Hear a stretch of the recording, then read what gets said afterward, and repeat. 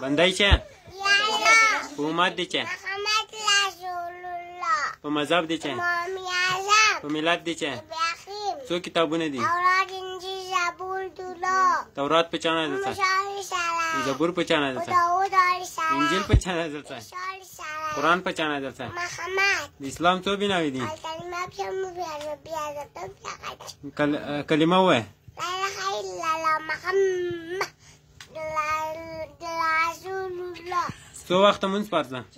اول د سهار، بیا د ماسپښین، بیا د ماخوستن.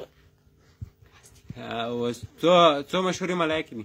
اسرافیل، بیا د لاغه. اسرافیل چې کوي؟ سپیلۍ واخلي. میکائیل چې کوي؟ روانو پالن نتی. اسرائیل چې کوي؟ لوښي اخلي، لوښي. جبرائیل چې کوي؟ وخي لاول، وخي. څو امامان دي؟ څو امامان دي؟ امام اعظم، بیا شبي، بیا امام احمد.